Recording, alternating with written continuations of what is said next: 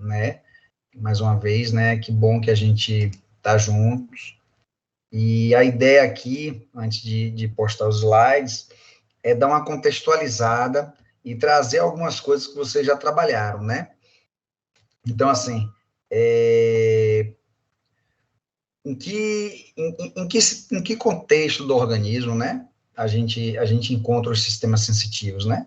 Quais são as contribuições do sistema sensitivo, né? O sistema sensitivo, junto com outros componentes do sistema nervoso, ele compõe o sistema nervoso como um todo. Então, assim, a ideia é falar lá bem do começo, né, da contribuição do sistema nervoso, da organização do sistema nervoso, para a gente entender onde está o sistema sensitivo, né, aí falar das particularidades gerais, aliás, não particularidades, né, mas os elementos gerais que perpassam por todos os sistemas sensitivos, e para reforçar essas características gerais, a gente vai citar, né, vai passear pelos 3 sistemas que a gente trabalhou, né, que é os sistemas químicos, né, os sentidos químicos, vamos chamar assim, né, o olfato e o paladar, mais o auditivo, tá certo? Obviamente, turma, que cada sistema sensitivo desse é um mundo, cada sistema sensitivo desse iria exigir, assim, um tempo bem maior do que o que a gente vai ficar aqui, tá certo? Para falar de muita coisa. Então, assim, a gente vai dar um contexto geral, e o que vocês forem tendo dúvida, fiquem à vontade para perguntar agora, perguntar posteriormente, levantar a mão, ou falar mesmo, não tem problema nenhum, tá certo? A gente divide aqui como diz o outro, as angústias, tá certo? Vou aqui compartilhar. Cadê? Tela inteira. Compartilhar.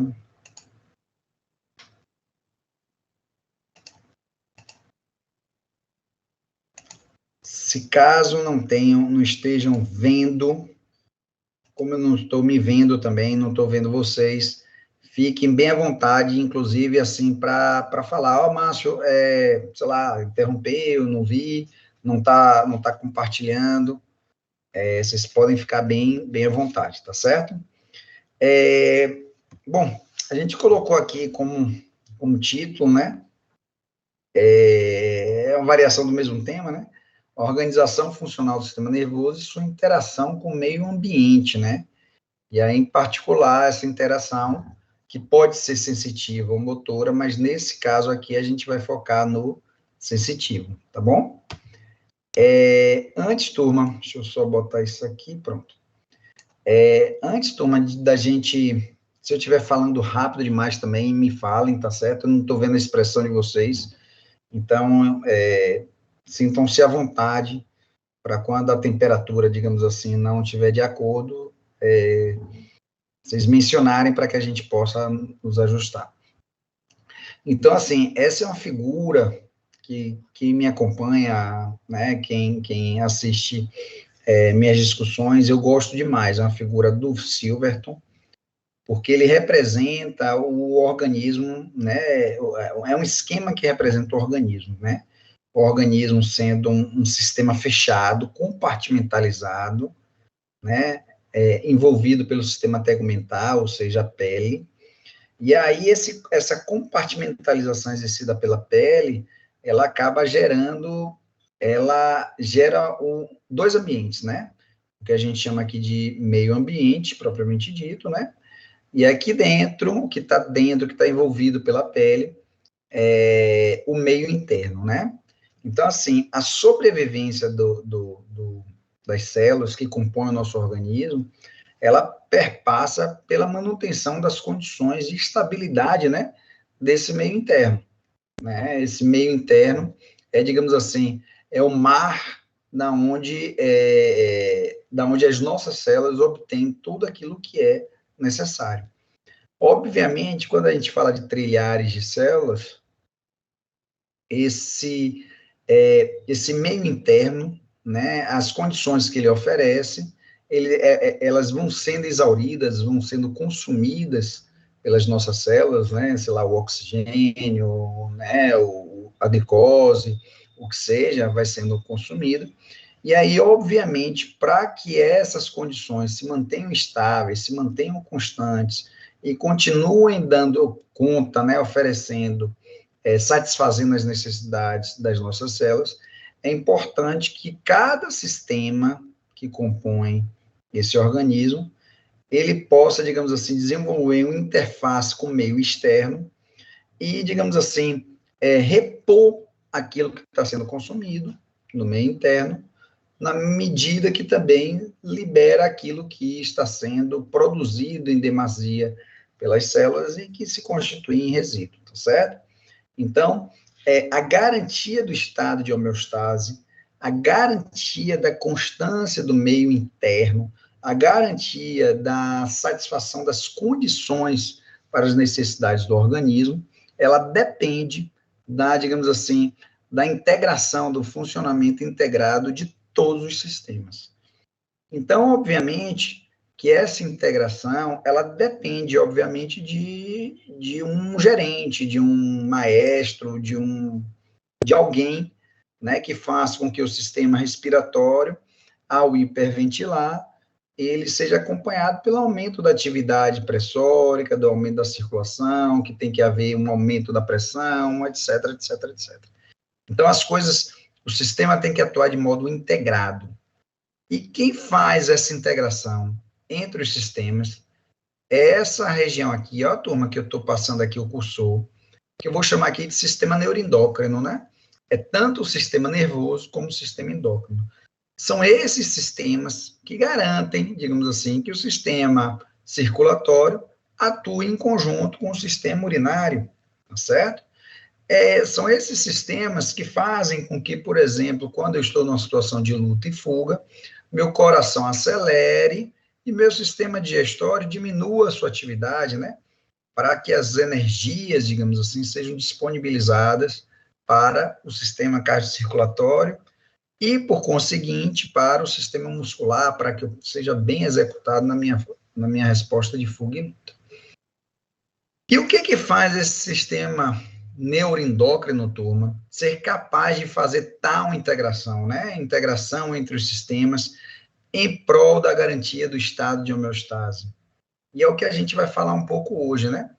Tanto o sistema nervoso como o sistema endócrino, eles são sistemas que sinalizam, turma. São sistemas que dialogam, são sistemas que conversam, né? Que permitem conversar, exercer uma ação sobre o sistema respiratório, seu sistema cardiocirculatório, né? Eles conseguem entender o que é que está se passando aqui no sistema visceral. Na verdade, não é entender, mas ser informado sobre o que está acontecendo aqui no sistema visceral, processar essa informação e determinar uma ação, tá certo? A diferença básica entre o sistema nervoso e o sistema endócrino na verdade, a linguagem, né, o idioma, né, o sistema nervoso, ele participa de um processo, ele executa uma sinalização, principalmente por meio de potenciais elétricos, quer dizer, é muito mais rápido, muito mais dinâmico.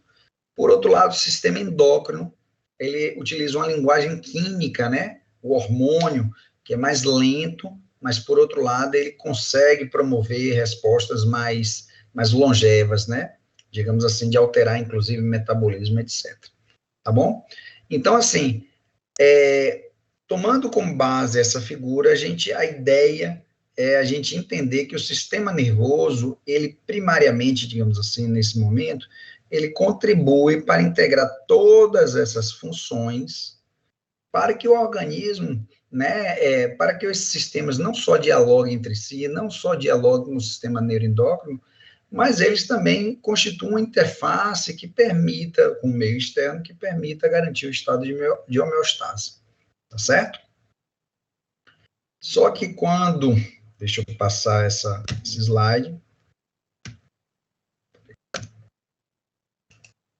Espera aí, galera, que deu uma travadinha aqui. Pronto.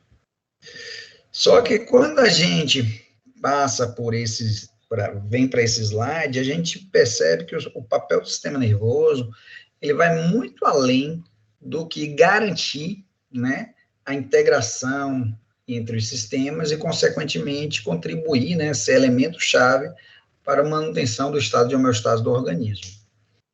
Percebam aqui, turma, o que eu vou tentar falar, a gente consegue exemplificar com a figura, né?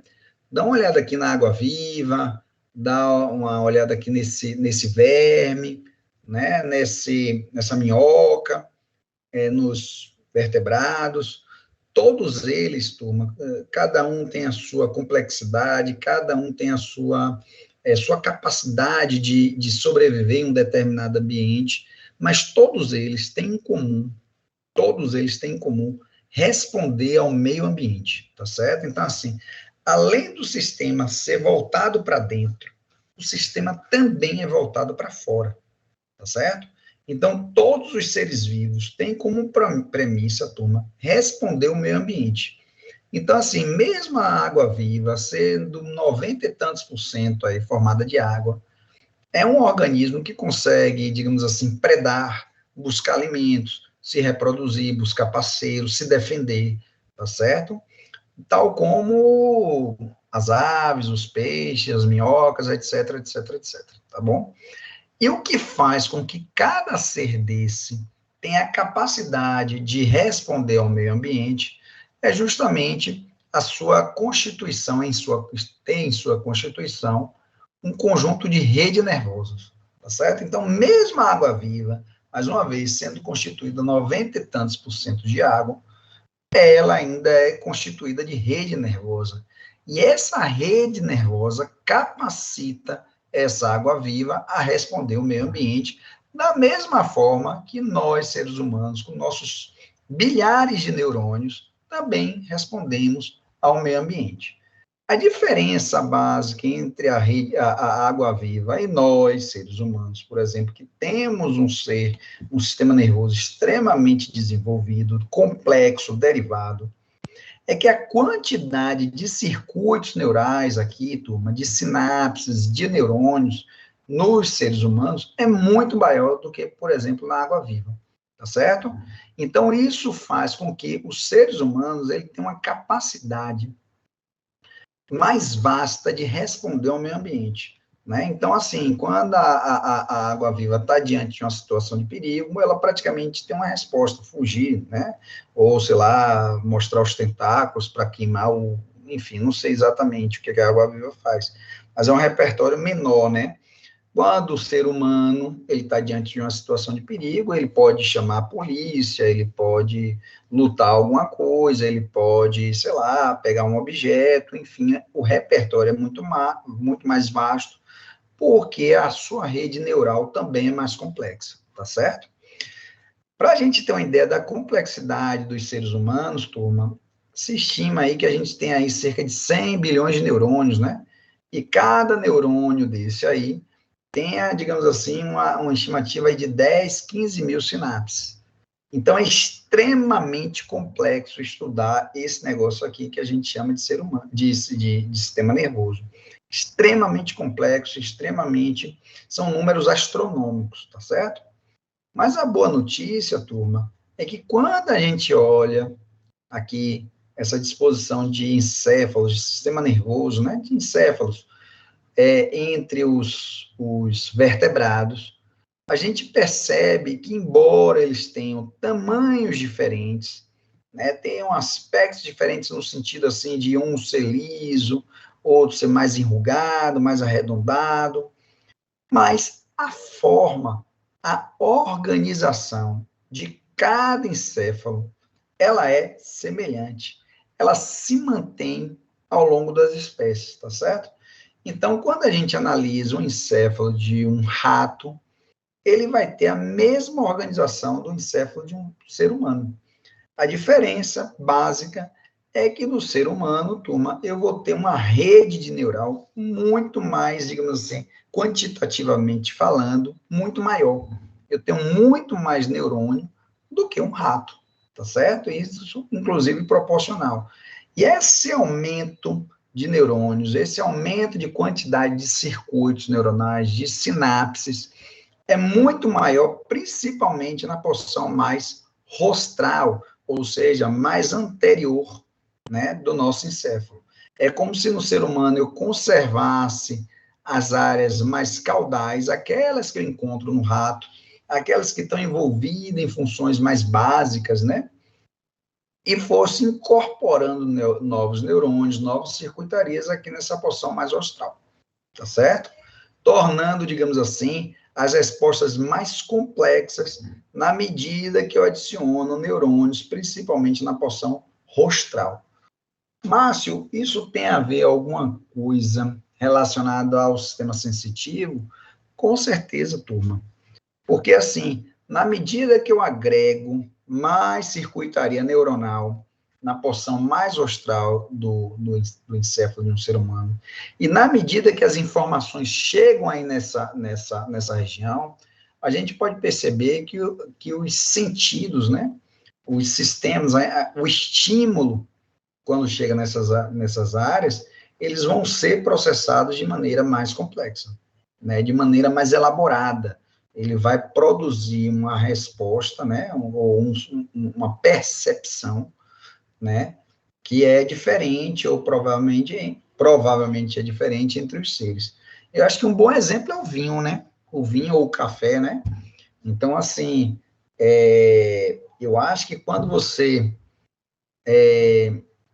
degusta um vinho e um minuto só, pessoal, só que a conta da um minuto só aqui, que aqui em casa tá tendo aqui uma zoadinha, um minuto só para eu dar uma... Pessoal, por favor.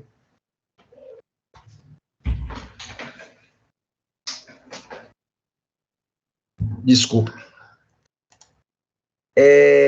Então, assim,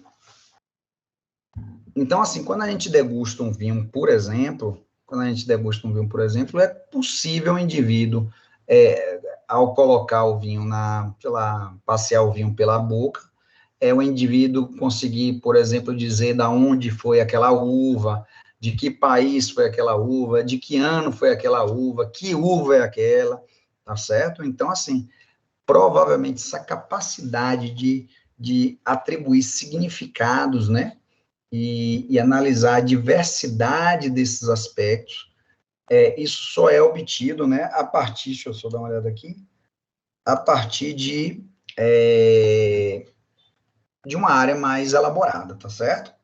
Eu não sei, assim, eu tenho dúvidas se outros seres vertebrados que não tenham tanto neurônio nas suas porções mais rostrais tenham essa capacidade. Também não estou dizendo que não tem, né? Vai que, mas assim, de um modo geral, até o momento, pelo que se sabe, não sei, não tem sido descrito, né? Bom, turma, então, para a gente entender como é que o processo funciona, o que é importante aqui, né? Uma outra forma da gente enxergar, porque, como eu disse, né, os números do sistema nervoso, eles são astronômicos, são muito grandes, mas a organização é relativamente simples e ela se repete, tá certo? E ela se repete.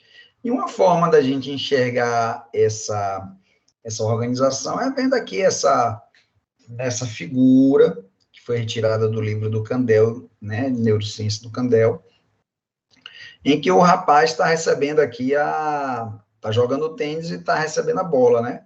Então, perceba que para ele rebater essa bola, antes ele assume uma determinada postura, né, que boa parte dessa postura é inconsciente, mas ela é determinada a partir de informações que várias fibras musculares estão levando para dentro do sistema nervoso central.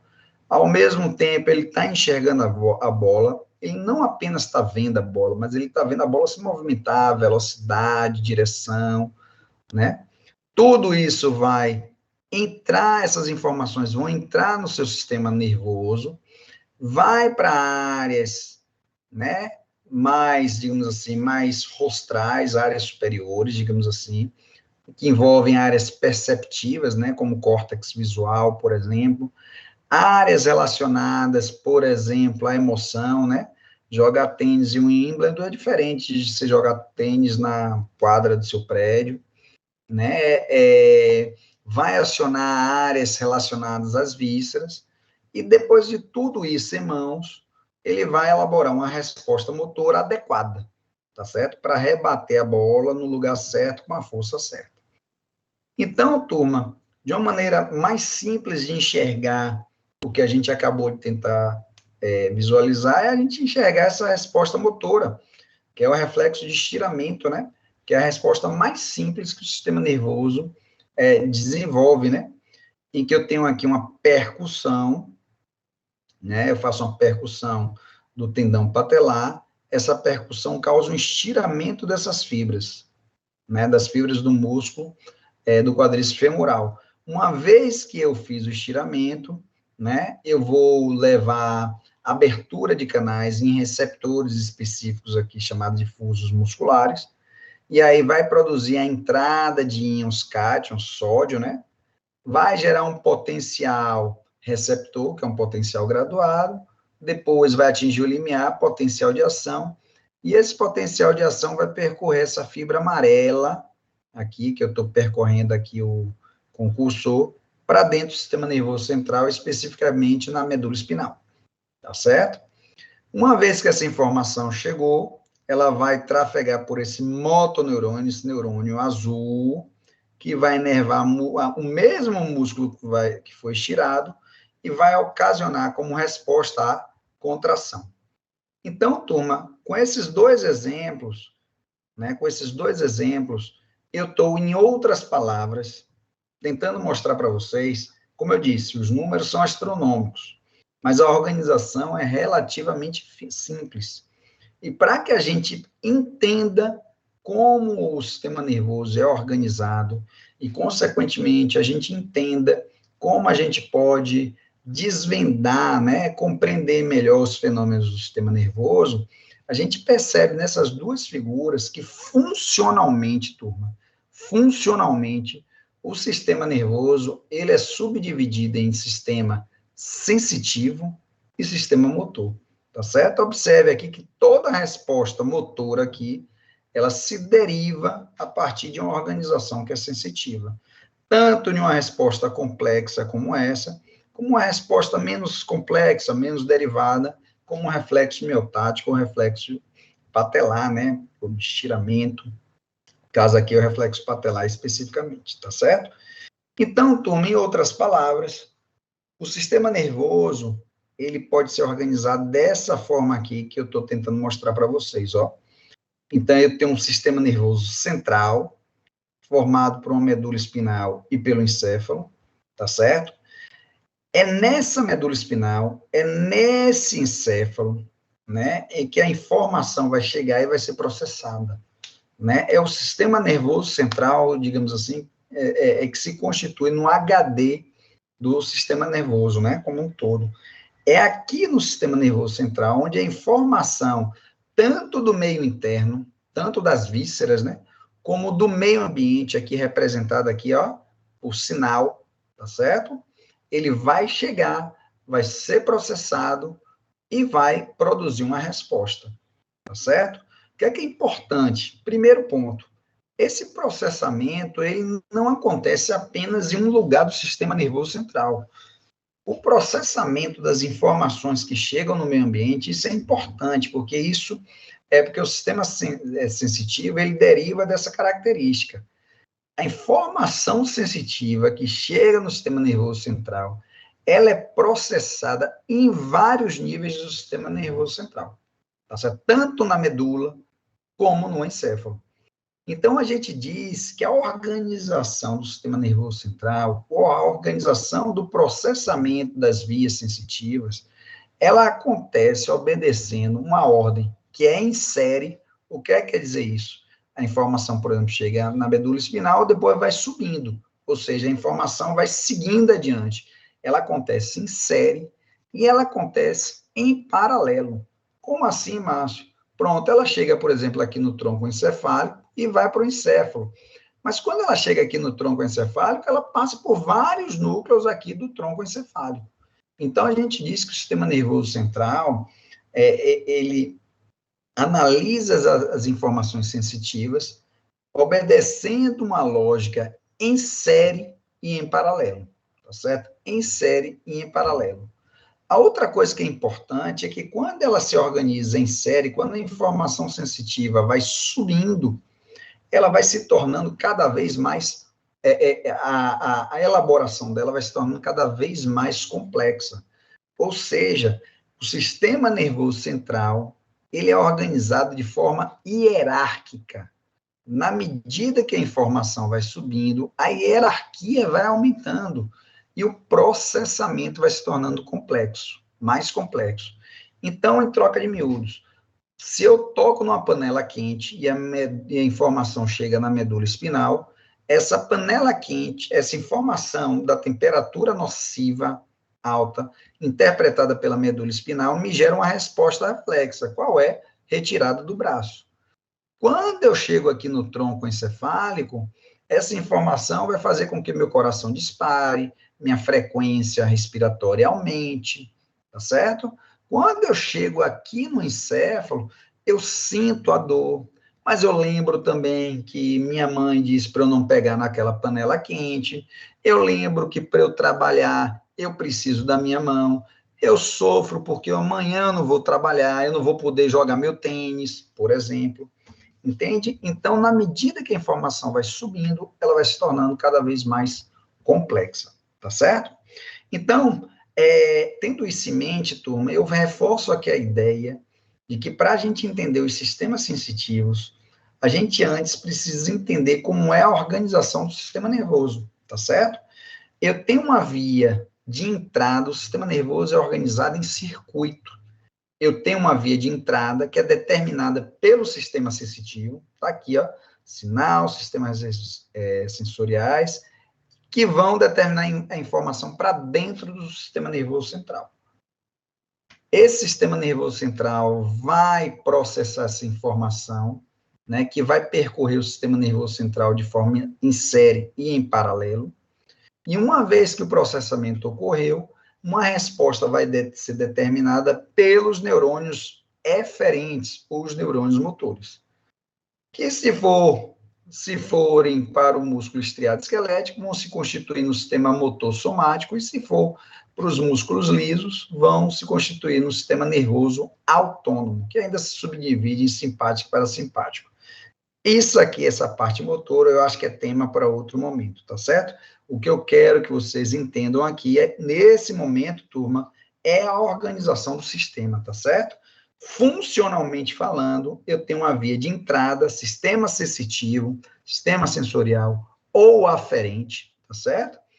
Tem o sistema nervoso central, que tem diferentes níveis de processamento da informação, mas todos eles são lugares que processam a informação e vão determinar uma resposta que vai ser conduzida pelos órgãos efetores pelo sistema motor, tá certo? Dessa forma, turma, vale ainda, antes da gente entrar nos sistemas sensitivos, vale a pena ainda a gente também mencionar que o sistema nervoso, essa organização, ela também tem uma classificação que ela é estrutural. Veja que eu falei de sistema sensitivo e sistema motor como uma divisão, uma classificação funcional, fisiológica, tá certo? Mas o sistema nervoso também é classificado do ponto de vista estrutural, né, morfológico. E aí, de um modo geral, de maneira bem simplista, nós já sabemos dessa classificação. O sistema nervoso pode ser classificado em sistema nervoso central, que já venho conversando sobre ele, e sistema nervoso periférico. O sistema periférico, então, como é que é isso? Né? Eu tenho um sistema nervoso central, que é o local do processamento, dos processamentos das informações, que devem chegar e devem sair desse sistema, dessa região, tá certo? Veja que o sistema nervoso central, no seu encéfalo e na sua medula espinal, ele é constituído de fios, né, turma?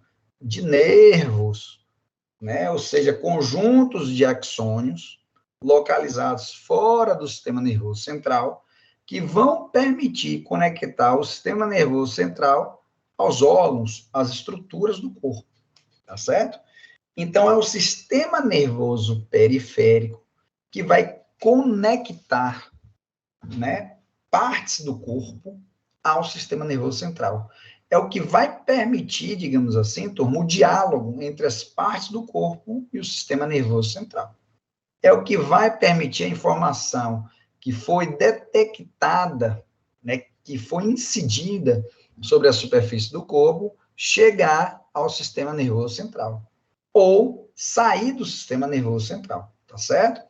Então, turma, dessa forma, o sistema nervoso periférico, ele vai ser constituído pelos nervos espinais, ou seja, 31 pares de nervos espinais. O que é que seriam esses nervos espinais?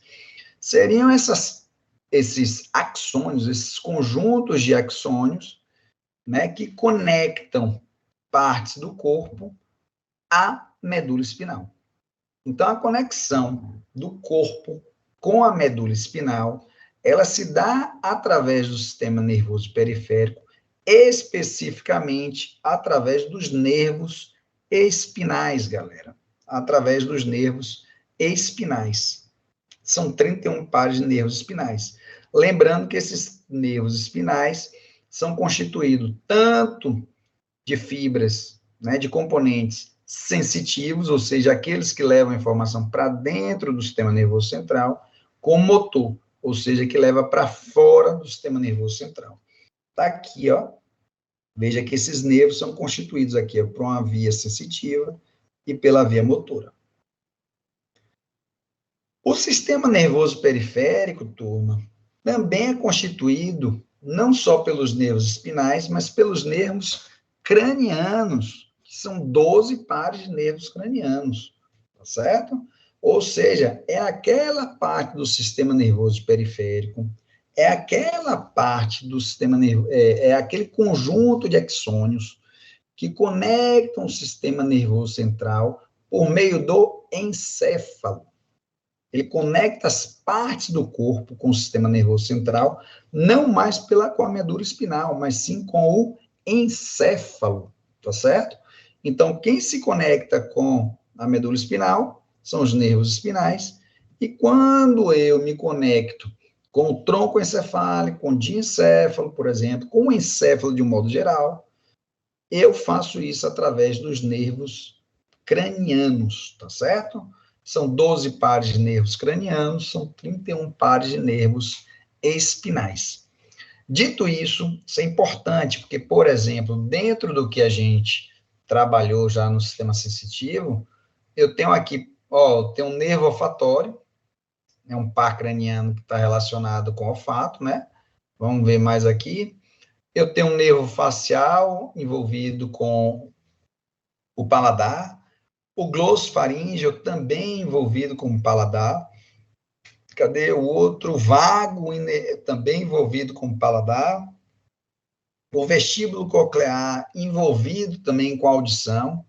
Então, perceba que aí, quando a gente fala dos sentidos especiais, a gente vai definir isso, né, que é o que a gente está trabalhando, a gente percebe que a conexão, né, entre as partes do corpo e o encéfalo vai ser feita pelos pares cranianos, tá certo? Importante também mencionar, turma, que o sistema nervoso periférico ele não é apenas constituído por nervos, seja eles espinais ou cranianos. Eles também são constituídos por terminações nervosas e gânglios, ou seja, conjunto de corpos celulares localizados fora do sistema nervoso central. Por que isso é importante também? Porque quando a gente for falar de sistemas sensitivos, né, a gente tem, os sistemas sensitivos têm a localização de seus gânglios, de seus nervos, de seus receptores. Então, a gente precisa entender isso também, essa dinâmica que é geral, mas que a gente acaba descrevendo especificamente quando a gente aborda um sistema em si, tá bom?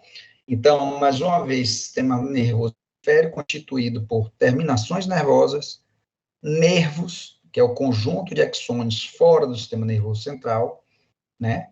É o que vai conectar, digamos assim, propriamente dito, partes do corpo com o sistema nervoso central.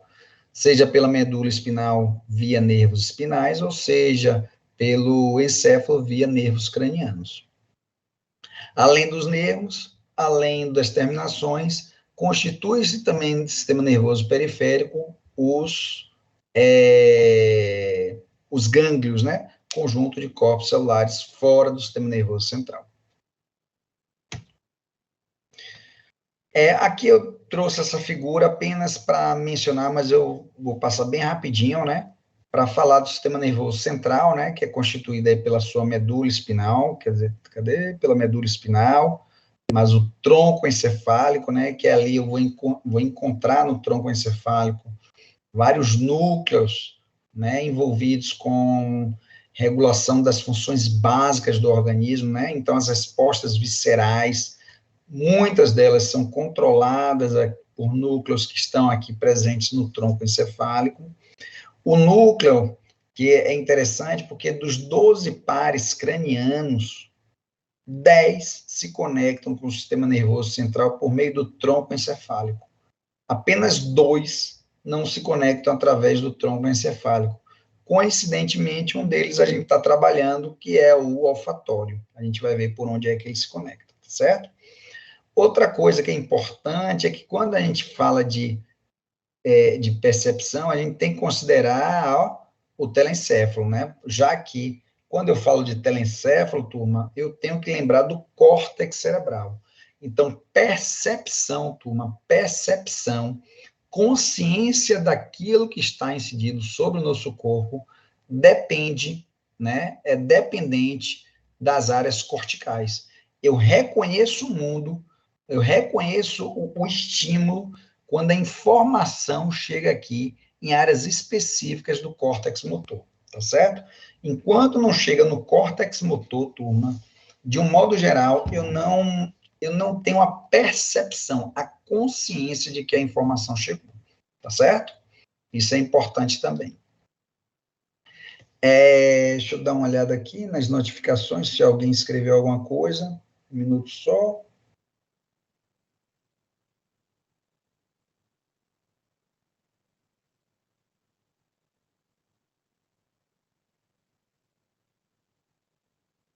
Cadê? Acho que está tudo ok. Joia, turma. Então, aqui a gente toma aqui como exemplo, ó, turma, eu peguei, assim, de tudo que a gente mencionou. Então, eu toquei nessa luz quente, olha aqui, eu tenho uma inervação, ó, no meu dedo, tem uma terminação nervosa, que ao tocar na luz quente, eu vou encontrar um receptor específico, né, que vai ser ativado por esse estímulo, que estímulo é alta temperatura, vamos chamar assim, tá certo? Essa informação, então, vai trafegar por esse neurônio periférico, esse neurônio que está relacionado com a terminação nervosa, que é com receptor, digamos assim. Então, esse neurônio eu vou chamar de aferente primário, tá certo? Então, quem é um aferente primário, turma? Perceba o seguinte, ó, o sistema sensitivo, né, para que eu perceba, meu sistema sensitivo vai ser constituído de vias, tá certo? A via, ela começa com o receptor, ela vai levar a informação para dentro do sistema nervoso central, para áreas específicas do sistema nervoso central, até meu córtex, onde eu vou perceber, tá certo? Onde eu vou ter a sensação, vou ter consciência do estímulo quente, aqui sobre meu dedo, tá certo? Então, essa via que vai desde o receptor até o meu córtex sensitivo, turma, ela é constituída por vários neurônios. O primeiro neurônio, aquele neurônio que está relacionado com a terminação nervosa, eu vou chamar de neurônio aferente primário, tá certo? Ou neurônio sensitivo primário, tá certo? Ou neurônio de primeira ordem, também, vocês vão ter. Então, quando eu estiver falando, olha, a informação foi pelo aferente primário, pelo neurônio de primeira ordem, eu estou dizendo que aquele neurônio associado com o receptor, aquela estrutura que está na terminação nervosa, que detecta o estímulo e transduz o estímulo. O que é transduzir o estímulo, turma? é transformar aquela energia que está incidindo sobre a nossa pele, sobre a superfície do nosso corpo, em potenciais elétricos. E por que tem que ser potenciais elétricos, turma? Porque é a linguagem do sistema nervoso, a gente já falou lá atrás, tá certo? Então, aqui, eu toquei na panela quente, vai ter um receptor, né, chamado termonoceptor, que é um receptor de energia térmica intensa, capaz de provocar injúria. Ele vai ser ativado, gerou um potencial elétrico, né, que a gente vai chamar de potencial receptor, atingiu o limiar potencial de ação. Então, esse potencial agora ele é capaz de trafegar a fibra inteira. Então, ele sai daqui da ponta do meu dedo, onde ele foi injuriado, e vai ser conduzido para dentro do sistema nervoso central, tá certo? Pelo aferente primário. Deu para entender isso, turma? Tranquilo? Então, ele é aferente primário, e aí ele vai fazer sinapse, ó, aqui onde eu estou passando o cursor, ó, com outro neurônio. Esse outro neurônio vai ser um neurônio de segunda ordem, ou aferente secundário. Depois ele faz uma sinapse aqui no tálamo, aí ele vai fazer uma sinapse com aferente terciário, ou de terceira ordem, né? E assim por diante, tá bom? Então, a via é constituída, que via, Márcio?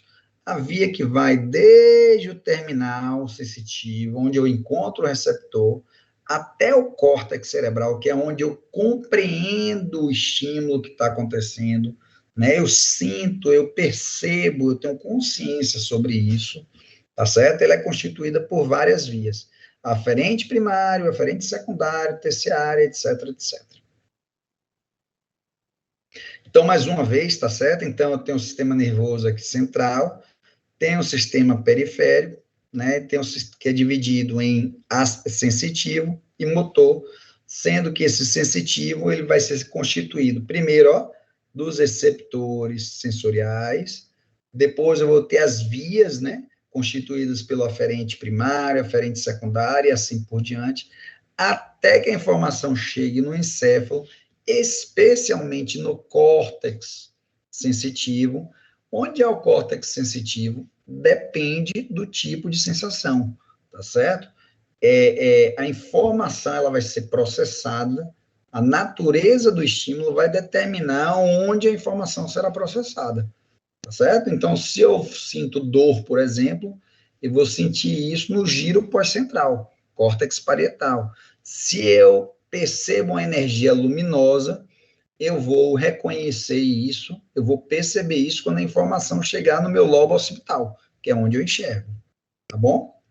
Então, não é à toa.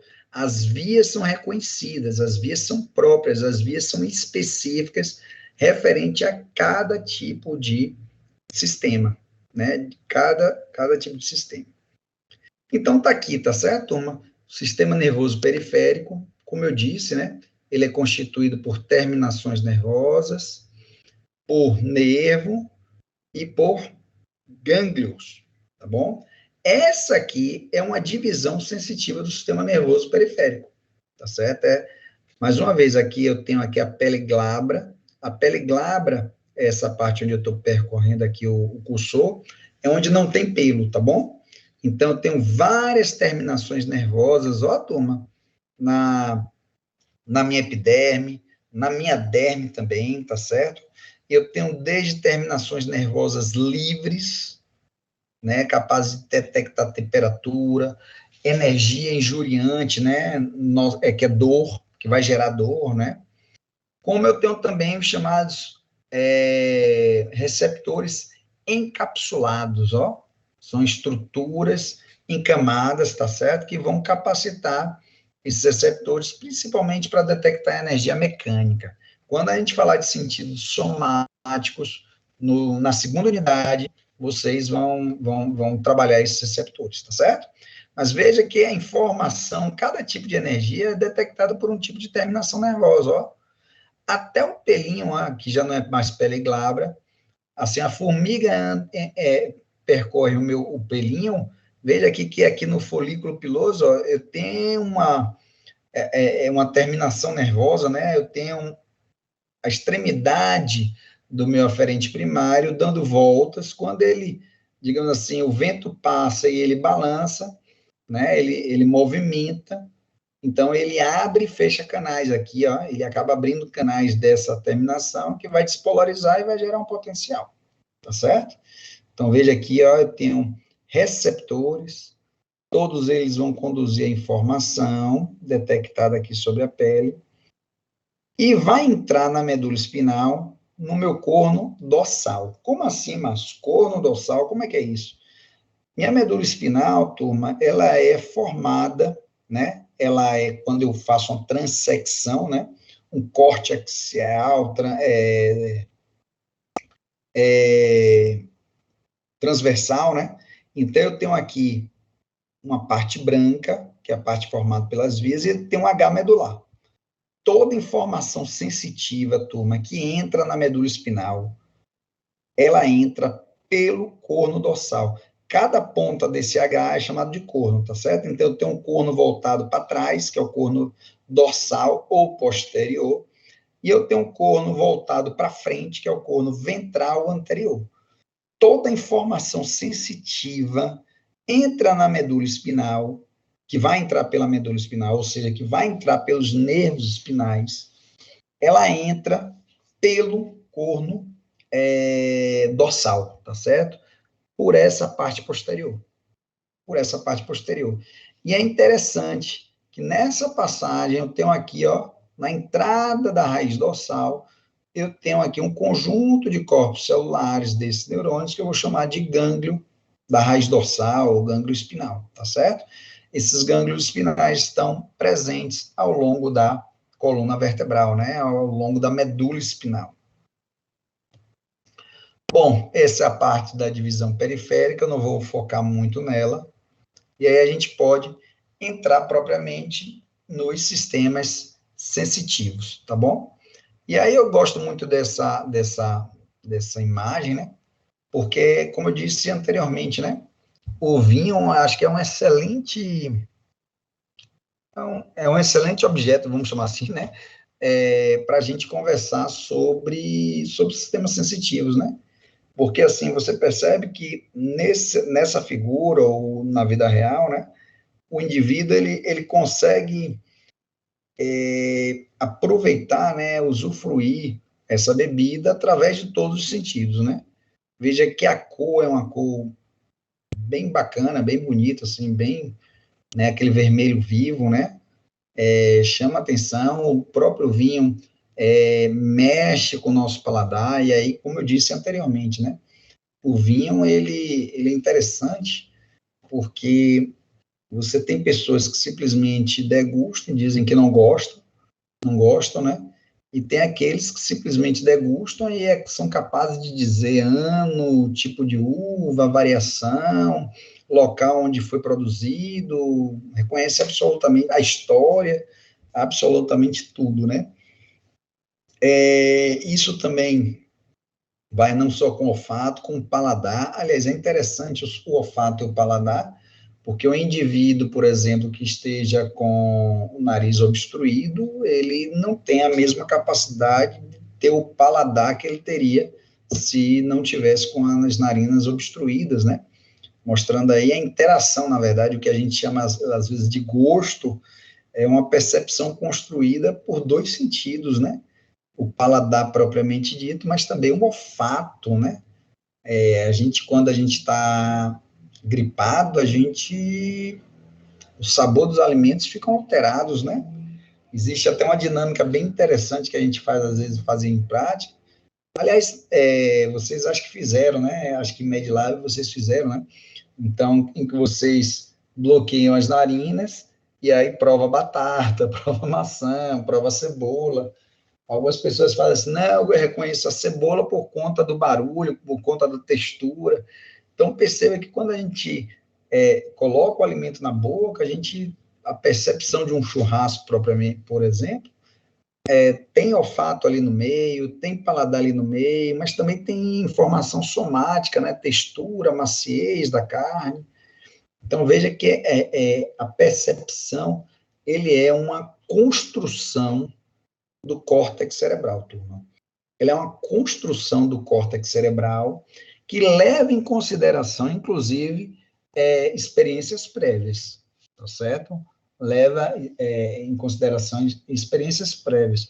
Por mais que o acarajé seja gostoso, eu acho que, assim, você estando em Salvador, num dia de verão, na praia, esse acarajé tem um sabor bem diferente, né, para sei lá, um soteropolitano, do que, sei lá, um indivíduo que está provando um acarajé pela primeira vez no frio em uma outra cidade, que, enfim.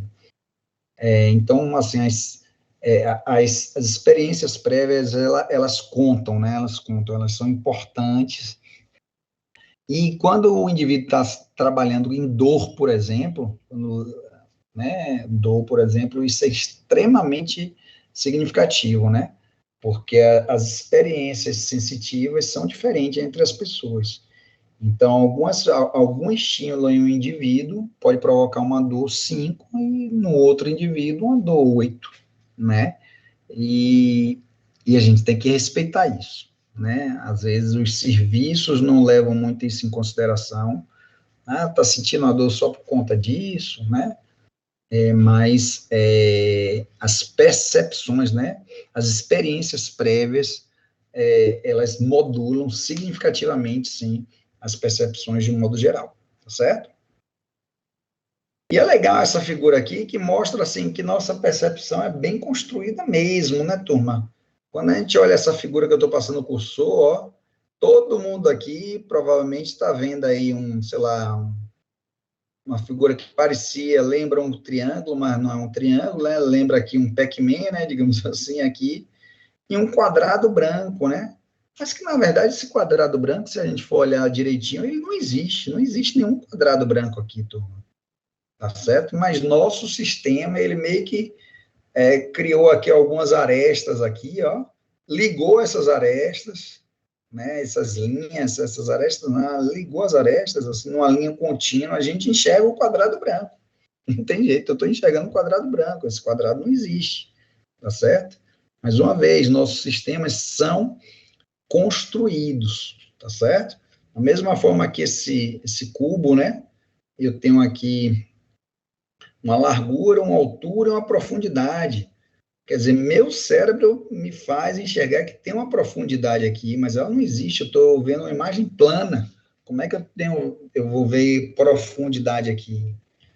Né? Mas a perspectiva aqui que se é colocada faz com que meu cérebro enxergue, sim, aqui eu quase que quero colocar aqui minha mão aqui dentro dessa caixa, né? Mas isso é impossível, porque eu estou numa imagem plana. Então, mais uma vez, turma, a informação, a percepção, ela vai ser, digamos assim, estabelecida no nosso córtex cerebral a partir de uma série de informações que trafegam pelas vias sensitivas e que, quando chegam no nosso córtex, elas são integradas. E nessa integração inclusive, considerada experiências prévias, tá certo? Para que a gente construa, né, e tenha a consciência daquela energia que está incidida sobre o nosso corpo. Essa figura é bem interessante, né, porque parece que está piscando, mas acreditem, essa imagem não tá na tomada, né, esse sentido de piscar se deve ao contraste das cores, né, e aí parece que realmente tem um monte de bolinha aí piscando, mas não é verdade, não tem tomada aqui, turma, acreditem no que eu estou falando. E aí a gente chega nos sistemas sensoriais, na classificação desses sistemas, né, que acho que é aí que é importante, começa a ser, contextualizar os temas que vocês estão discutindo, tá bom? Então, de um modo geral, o que vocês estão discutindo é o processamento sensorial percebido, turma. Lembrando que o processamento sensorial também pode não ser percebido, pode também ser não percebido. Então, por exemplo, estímulos viscerais, eles não são percebidos, de um modo geral, tá certo?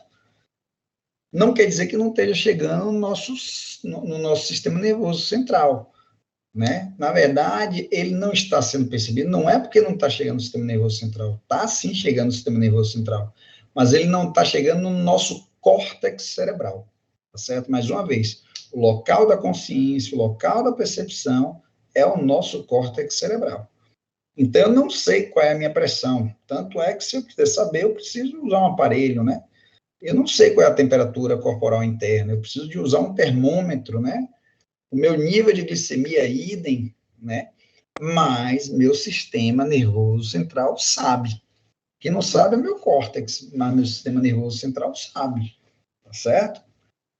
Tanto sabe que se eu, por exemplo, subir uma escada e aí a demanda metabólica aumentar, ele vai aumentar a frequência cardíaca, certo? Ele vai aumentar o meu débito cardíaco, tá certo?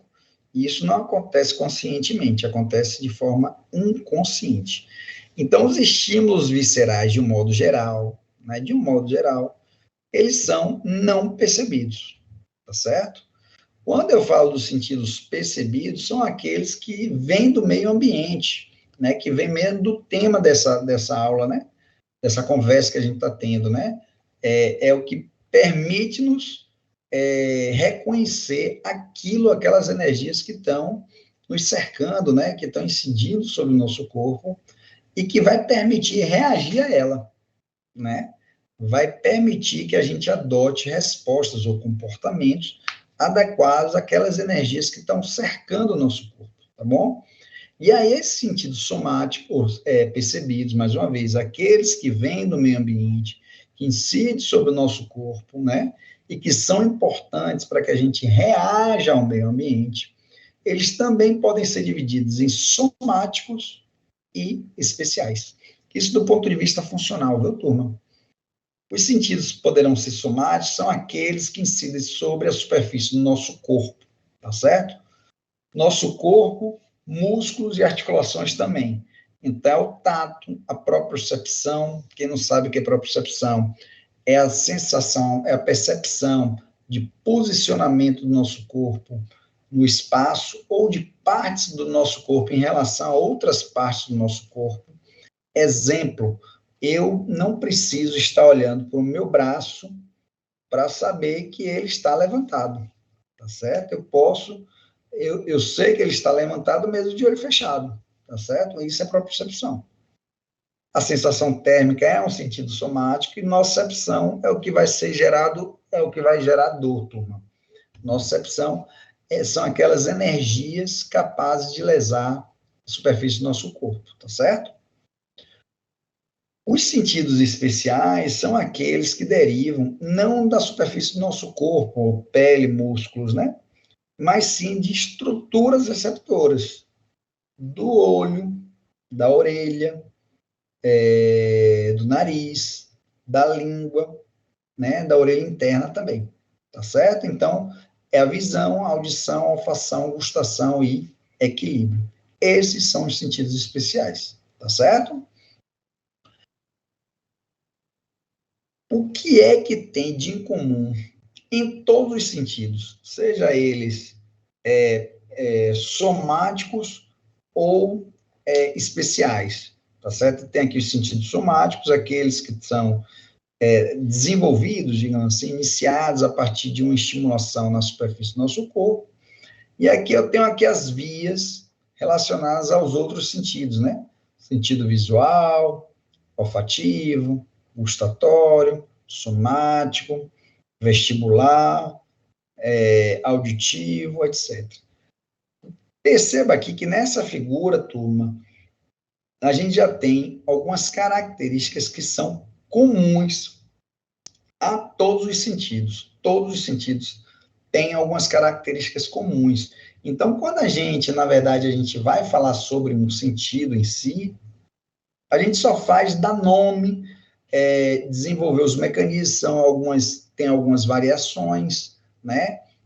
Falar de topografia, porque a localização de cada um deles é um pouco diferente, mas os princípios são os mesmos, tá certo? Que princípios são esses, Márcio?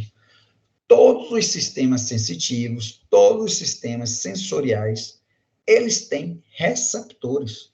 Não tem jeito, inclusive os não percebidos também. Todos os sistemas têm receptores, turma. E o que seriam receptores, turma? Receptores são estruturas que estão na terminação nervosa ou que se relacionam com essas terminações nervosas, que são capazes de detectar um determinado tipo de energia e transduzir essa energia, ou seja, transformar essa energia em potenciais elétricos, tá certo? Então, aqui no olho, por exemplo, eu tenho os fotorreceptores, são estruturas que são capazes de detectar a energia eletromagnética e transduzi-la, transformá-la em potenciais elétricos, tá certo? Os sentidos químicos que a gente já trabalhou, quais são os sentidos químicos? Olfato e paladar. Ou seja, são capazes de detectar moléculas, né? Moléculas que vêm nos alimentos, moléculas odoríferas. A ligação das terminações nervosas, ou melhor, com os receptores a essas moléculas, vai gerar abertura, fechamento de canais e, consequentemente, a transdução, né, dessas energias químicas em potencial elétrico, tá bom?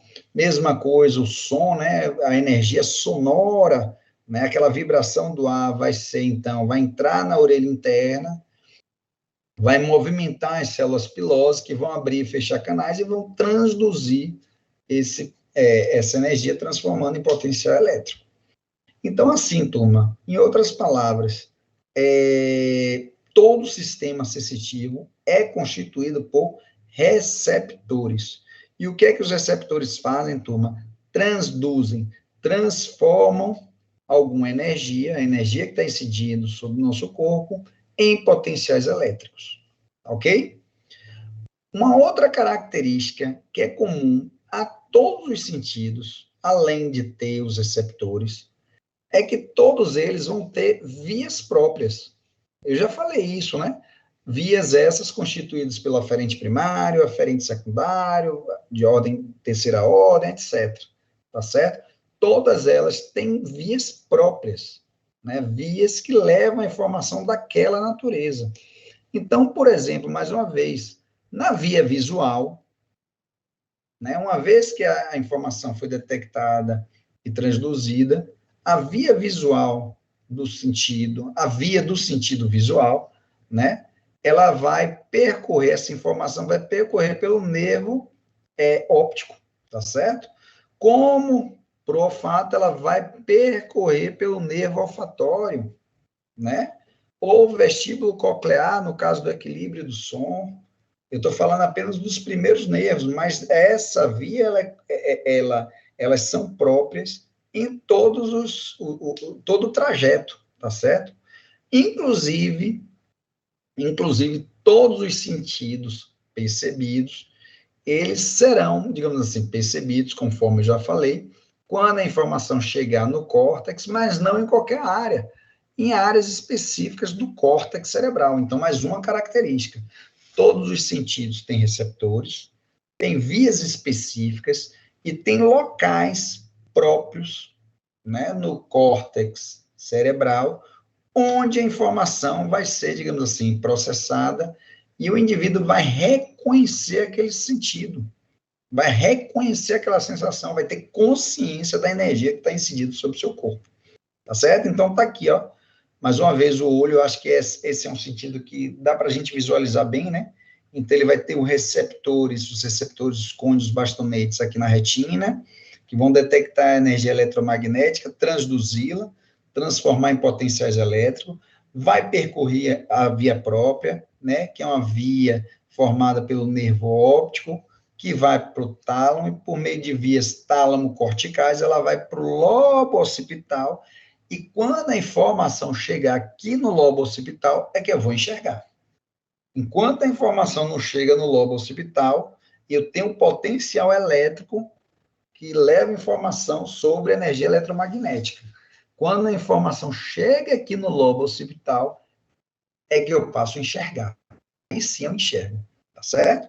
Se eu anestesiar aqui, ó, bloquear aqui, jogar uma lidocaína aqui, bloquear todo o meu lobo occipital, eu não vou enxergar. Posso até ter contração da pupila, posso ter reflexo pupilar, reflexo de acomodação, mas enxergar, eu só vou enxergar depois que a minha anestesia, digamos assim, passar e meu lobo occipital está íntegro novamente, tá certo? É aqui que eu percebo. Uma quarta característica que é interessante é que todos os sentidos, exceto um, antes de chegar ao córtex, passam pelo tálamo, tá certo? Percebe aqui, ó, sentidos somáticos, ele sobe, passa pelo tálamo antes de chegar no giro pós-central, né? A via visual passa pelo tálamo antes, o nervo óptico, né? Leva o tálamo antes de chegar no lobo occipital. O vestíbulo coclear, ó, turma, passa pelo tálamo antes de chegar aqui no meu lobo temporal, tá certo? Então, todas as informações antes de chegar no córtex passam pelo tálamo, exceto o olfato, tá certo? Exceto a informação relacionada ao olfato, tá? O olfato, veja que a informação, vocês já viram isso, né? Ela vem pelo teto da cavidade nasal, vai atravessar o setimoide, a gente vai mostrar isso já já, e ela vai fazer sinapse aqui no bulbo olfatório, que fica na base do encéfalo, né? Ele fica ali na base ali do lobo frontal, né? Então, assim, esse é o único sentido, é a única via em que ele chega primeiro ao córtex, antes, né? Ele chega primeiro ao córtex, antes de chegar ao tálamo. Tá certo? Ele passa primeiro no córtex, antes de chegar ao tálamo. Os demais, todos chegam primeiro ao tálamo, para depois chegar no córtex. Então, mais uma vez, todos os sentidos têm receptores, todos os sentidos têm vias próprias, todos os sentidos são reconhecidos, né? A consciência acontece quando chega no córtex cerebral, tá bom? E todos os sentidos, exceto o olfatório, antes de chegar ao córtex, passa pelo tálamo. Eu vou passar um pouquinho mais rápido, tá certo, turma? Porque é mais do mesmo, a gente ainda tem algumas coisas que eu acho que são importantes.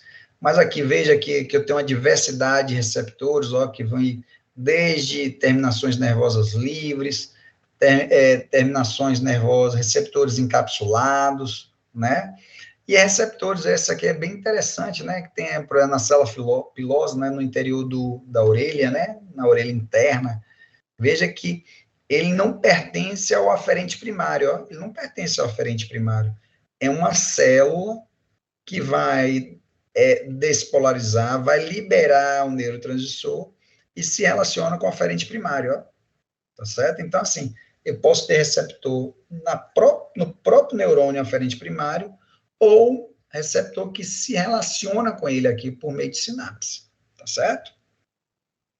Então, assim, a complexidade é distinta aqui. Ele, ó, veja que quando ocorre a movimentação das células pilosas, né, eu abro, fecho canais, né, gero um influxo aqui de cálcio, libero o neurotransmissor que vai ativar o aferente primário, e aí gerar um potencial de ação.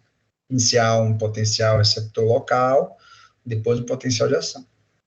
Terminações nervosas livres, né? Uma coisa que é importante, ó, aqui é os olfatórios, ó, o nervo olfatório, etc. Então, tem quimiorreceptores, mecanorreceptores, fotorreceptores, termorreceptores, tem receptores de várias naturezas, tá certo?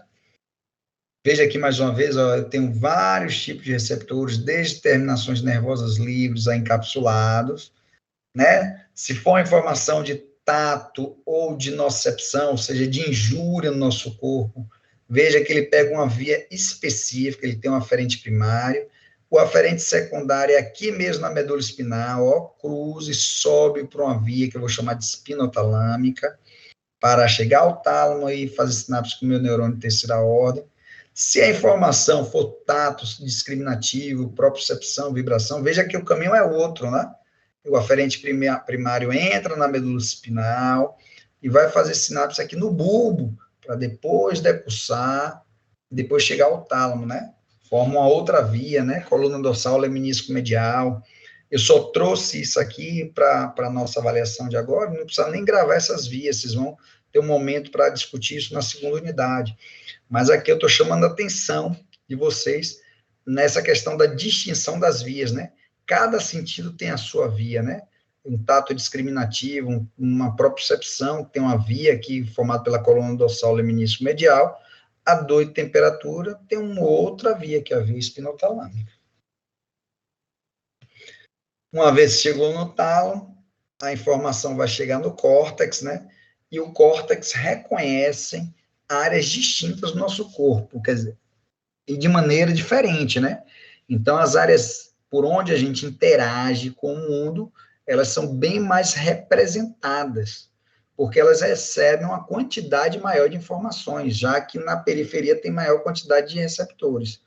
Então, no caso do sentido somático, ó, nossa mão é bem representada, né? Nosso pé é extremamente representado, nossa mão é mais bem representada que as nossas costas, por exemplo, tá certo? Tomar uma injeção no dedo dói muito mais do que, por exemplo, tomar uma injeção nas nádegas, né? Então, assim, isso pode ser justificado pela densidade dos receptores e a representatividade somatosensorial que o nosso corpo, que o nosso córtex parietal desenvolve. E aí, turma, para a gente ir já para, digamos assim, para a terceira parte, a terceira e última parte, aí a gente caracteriza, né, reforça tudo isso que a gente falou, né, que é comum em todos os sentidos, só que aí a gente chama atenção nos sentidos que a gente trabalhou, né, no caso, o olfato, o paladar e o auditivo, né? Então, tá aqui, ó, galera. Então, todos os receptores, ou todos os sentidos têm receptores, né? Então, aqui no sentido olfatório, o sistema olfatório não podia ser diferente. No teto da minha cavidade nasal, eu vou ter o epitélio olfatório, ó. O epitélio olfatório que é constituído pelas minhas células receptoras, digamos assim, são neurônios, tá certo? São neurônios, a célula olfatória, né? São neurônios bipolares, isso é importante, ó, são bipolares. Não é um transtorno de humor que o neurônio sente, turma. É porque, veja que eu tenho um corpo celular e dois processos. Um que vai para dentro do sistema nervoso central e outro que vai para o interior da cavidade nasal mesmo, né? Se expande no interior da cavidade nasal. Esse que se expande para o interior da cavidade nasal, ó, ele emite cílios, e nesses cílios ele tem receptores, onde as moléculas odoríferas vão se ligar, que vêm pelo ar, né? Vão se ligar. Veja que além da célula olfatória propriamente dita, eu tenho células de sustentação, que estou passando aqui o cursor, e células tronco, ó, turma, porque as células olfatórias, elas são substituídas. É um exemplo não muito comum de neurônios que tem um ciclo de vida curto, tá? Então, a todo instante, elas estão sendo degeneradas e são formadas, né? E aí, pelas células, então, são células-tronco que vão dar origem a essas células receptoras. Essas células receptoras são interessantes, turma, porque vejam, uma vez que ela se ligou na molécula odorífera, gerou um potencial de ação, e aí vai percorrer para dentro do sistema nervoso central. Então, veja que ela, na verdade, a localização do neurônio é a localização do corpo celular. Então, veja que esse corpo celular ele está localizado no interior da cavidade nasal. São neurônios que estão localizados na cavidade nasal e que emitem seus axônios para dentro do sistema nervoso central. Ele vai atravessar aqui o osso etimoide, ó, tá aqui, ó, o osso etimoide, a chamada lâmina cribriforme, né, ou crivosa também, vocês podem encontrar, né, ela passa aqui por essa lâmina e vai fazer sinapse aqui, ó, turma, no bulbo olfatório. Tá aqui, ó, nesse esquema, ó, ele vem aqui e faz a sinapse com o bulbo olfatório. Essa parte bulbosa, ou seja, essa parte mais gordinha, mais edemaciada, ela é mais volumosa, ela tem esse aspecto de bulbo, justamente porque abriga os corpos celulares dos segundos neurônios sensitivos, ou seja, os neurônios de segunda ordem, que envia seus axônios para trás. Ó, turma, tá aqui, ó.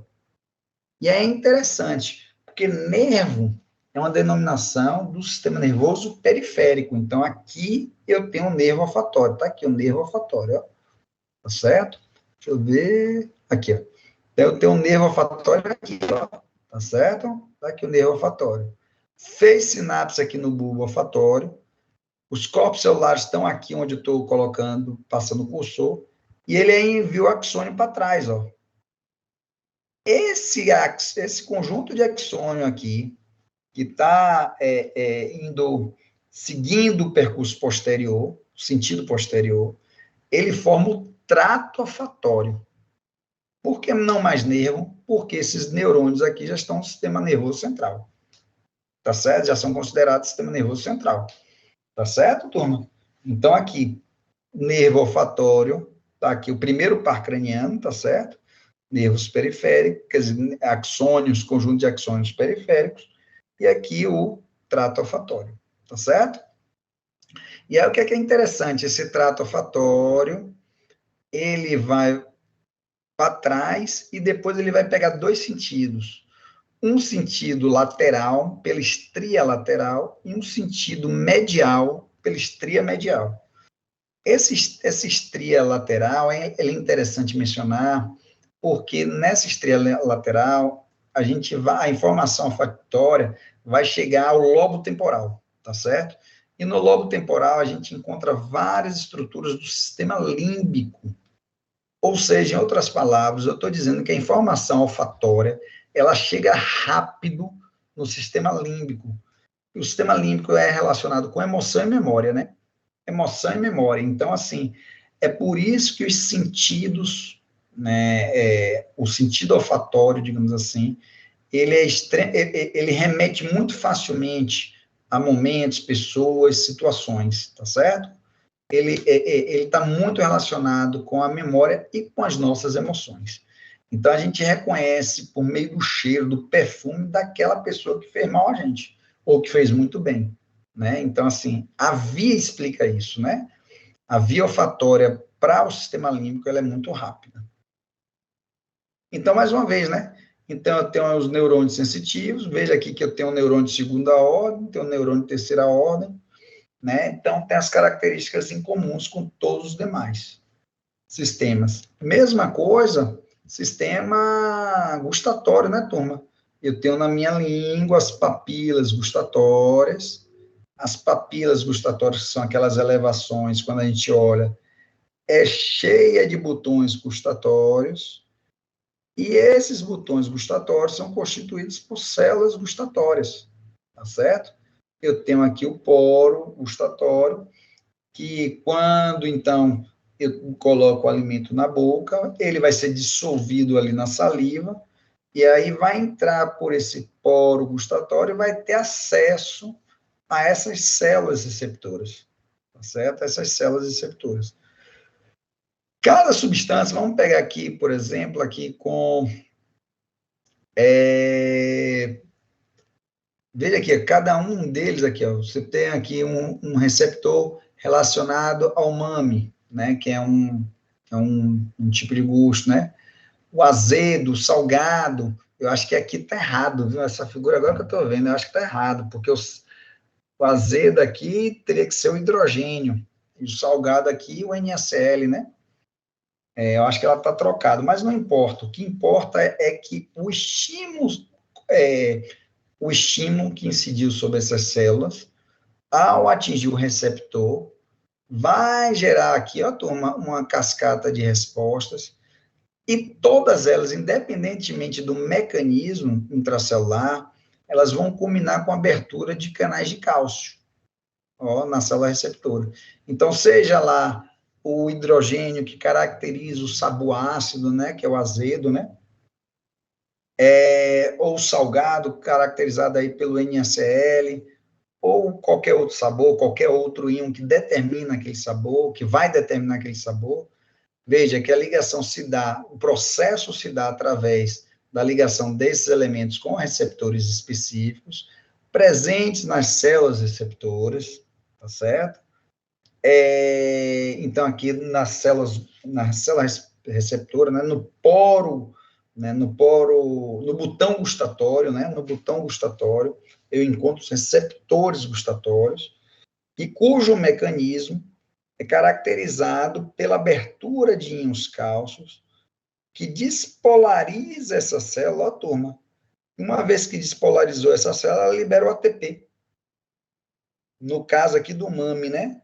Ou da serotonina, no caso de outros sabores. Independentemente do neurotransmissor, sim, o ATP pode ser um neurotransmissor, viu, turma? E se liga num receptor chamado de receptores purinérgicos, tá? E aí, o que é que acontece?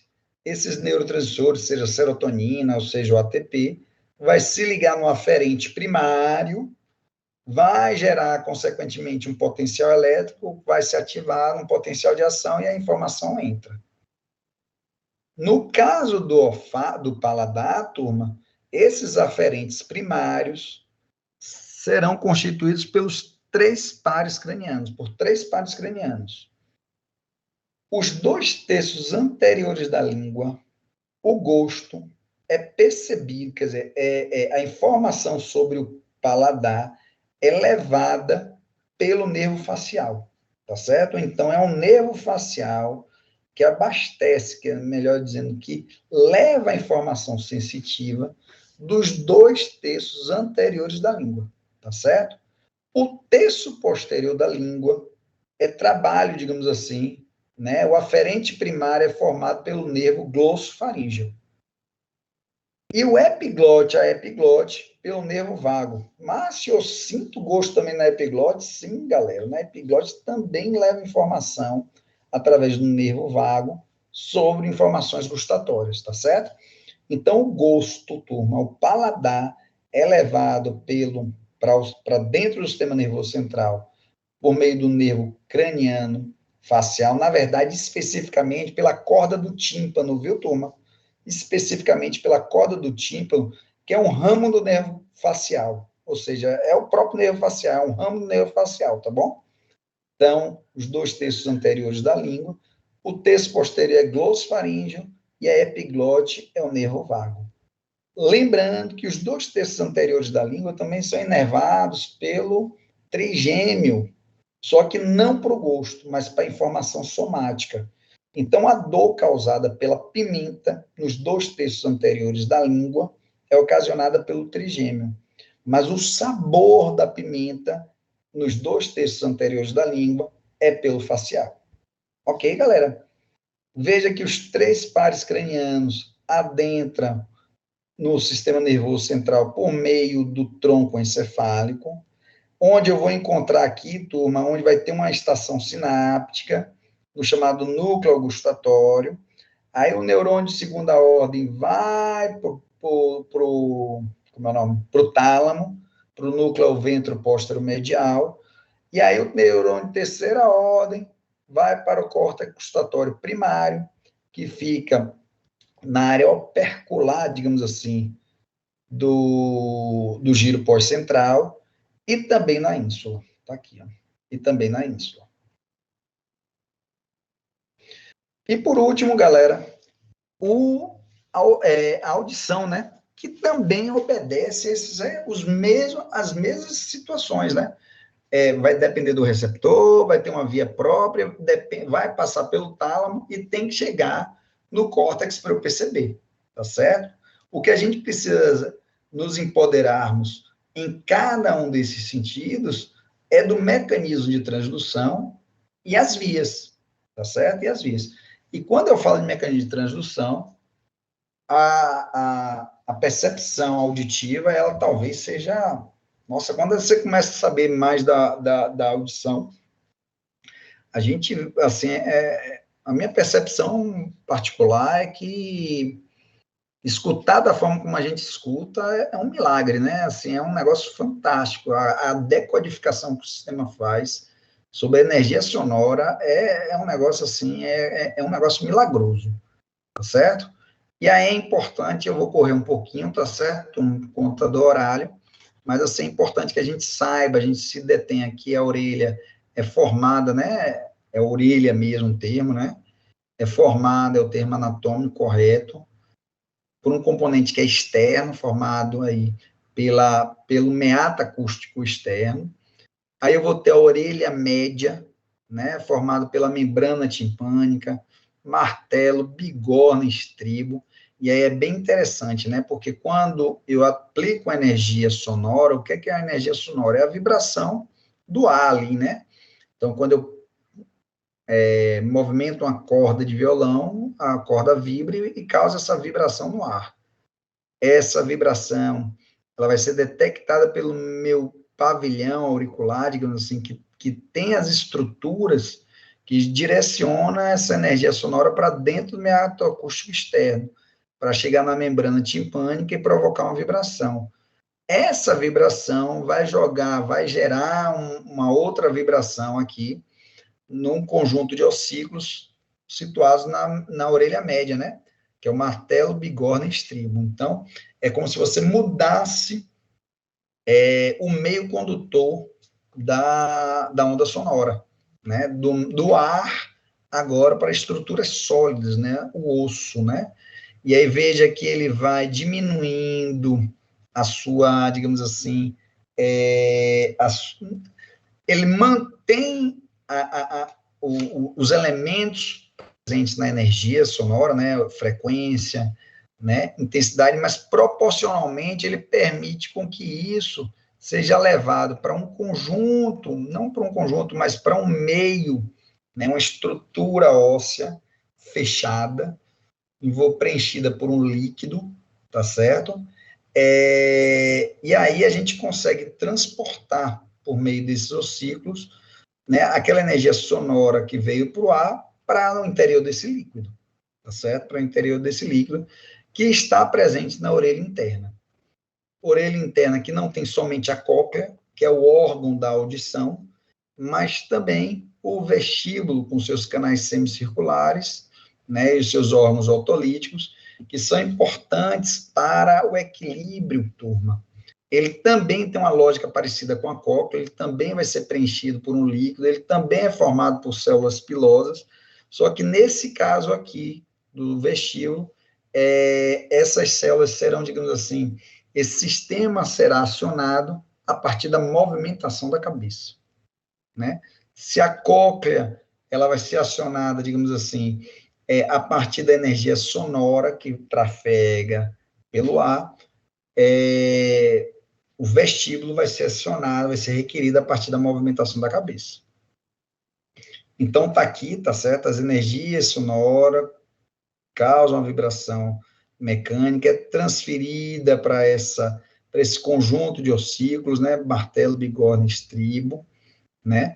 Aí vai para a janela oval, e aí o que é interessante? Aí eu tenho aqui a janela oval e a janela redonda, que tem um material, digamos assim, elástico, né? Flexível. Mas ademais aqui, tudo é fechado. Isso aqui é formado por osso, né? E aí eu tenho aqui, eu tenho a rampa vestibular, né? Eu tenho o duto coclear, e eu vou ter aqui a rampa do tímpano, né? E aí esse líquido que fica confinado, né?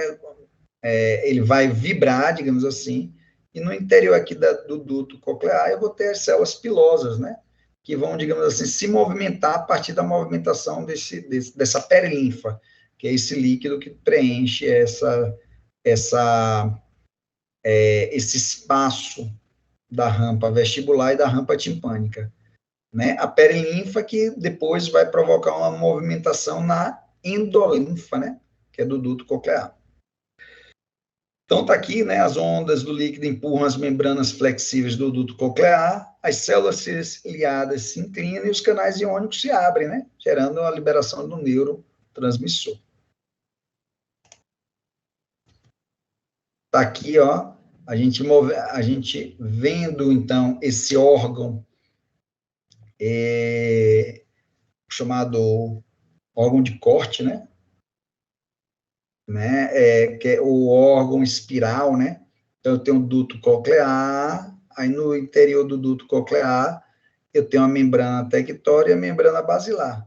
E aqui as células pilosas, tá certo? Então, quando eu provoco, então, a movimentação, né, da perilinfa e depois da endolinfa, essas membranas, né, elas começam a ir para um lado e para o outro, né? Começam a se movimentar, e aí movimenta essas células pilosas, fazendo um movimento de anêmona, né? E aí, quando ela vai para um determinado lado, ela abre os canais de sódio, né? E aí gera movimentação, tá certo? Quando elas vão para o outro lado, elas geram inibição, digamos assim, inibição. Então, ela acaba gerando liberação de mais e menos neurotransmissores. E aí eu tenho aqui o aferente primário que vai ser ativado ou não, tá certo? Lembrando que o aferente primário aqui vai ser o vestíbulo coclear. Ok, pessoal. Lembrando, eu falei sódio, viu, turma? Mas, na verdade, a endolinfa é formada por potássio, tá certo? Então, o cátion que entra é o potássio. É super interessante aqui, eu vou passar mais rápido, né, que essa membrana basilar, ela tem uma espessura, né, que faz com que ela variável, e aí faz com que ela seja mais adequada para detectar uma frequência de onda sonora. Então, isso é bem bacana, né, porque, assim, não é só despolarizar e hiperpolarizar pela intensidade, né, mas pela frequência também, né? Então, já aqui no processo de transdução, o sistema já começa a detectar informações importantes como intensidade e frequência, né? A gente diz que essa organização é a organização tonotópica. Mais uma vez, aí o vestíbulo coclear adentra também pelo bulbo, sobe pela ponte, vai por o colículo inferior aqui no mesencéfalo, e vai para o córtex auditivo, que é no lobo temporal.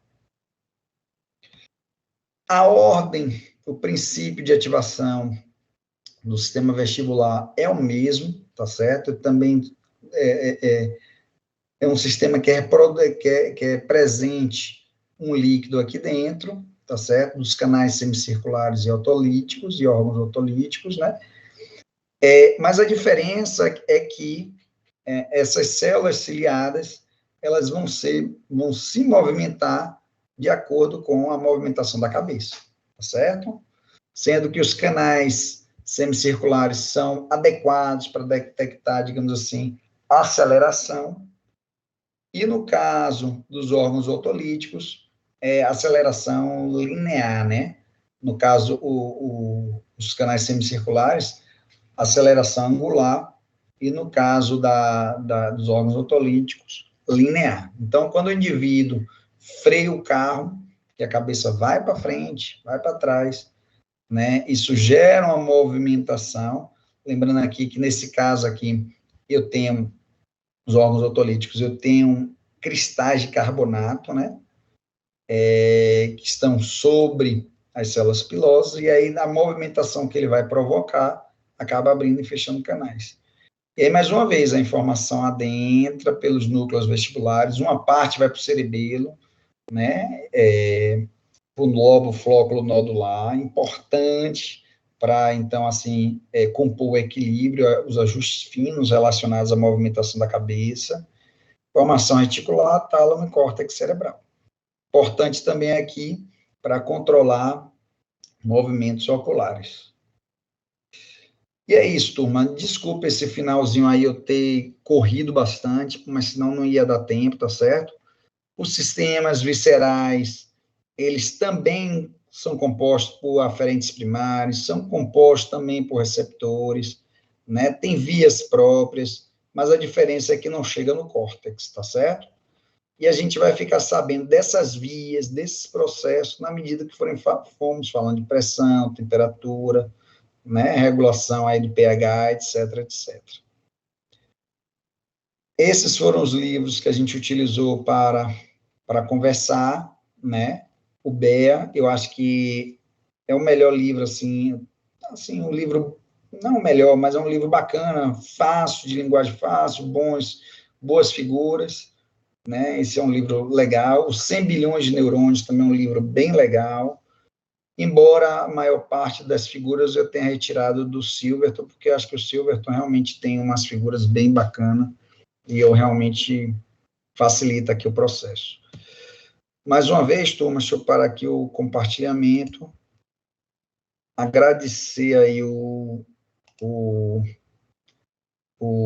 a paciência. Desculpa dar essa corrida agora no final, mas senão a gente ia sair daqui 10h30 da noite e a gente precisava, enfim, dar uma agilizada. Pessoal, fica à disposição. Se alguém quiser tirar alguma dúvida, fique à vontade. Eu estou aqui para o que deve é. Obrigado, professor Michel, por estar aí na raça também. É o quê? Prof, o senhor vai enviar os slides? Posso enviar, sim, para mim não tem problema Pronto. nenhum. Tá bom, então. Obrigada. Nada. Alguém tem dúvida, galera?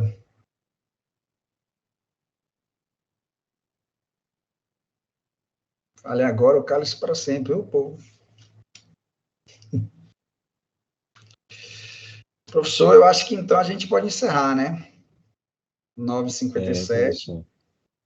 Eu acho que eles não ficaram com dúvida, não. A aula foi muito boa, bem explicada. É um assunto muito difícil, né, para poder abordar em tão pouco tempo. Eu acho que você conseguiu abordar com tranquilidade. E se eles tiverem qualquer dificuldade depois, acho que eles podem entrar em contato, né, com Pode, você. sim, claro. Amanhã de manhã eu estou lá, inclusive, lidando com uma das turmas. Mas eu acho que assim, cada sistema desse é identificar, né? É nomear o receptor, nomear o processo, que acabei não passando um detalhe em cada um deles, mas assim, dá uma geral, mas de como é que se transforma em a via. Qual é a via? Mas o resto porque o princípio é esse. Esse é o princípio. E aí depois associar isso a uma semiologia no futuro, alguma coisa nesse sentido. Perfeito. E eles têm prova semana que vem, eles adoraram. Aí deixa para associar a semiologia em outro momento, né? Eles adoraram ter essa revisão. Então tá bom, professor Márcio, obrigado, viu? Obrigado a você, Michel. E a todos, obrigado pela atenção. Mais uma vez, desculpa esse corre-corre aí no final, mas que tinha que ser dessa forma. E eu fico à disposição. Valeu, professor. Obrigado, boa noite. Valeu, professor. Obrigado, viu? Tchau, professor. Boa noite.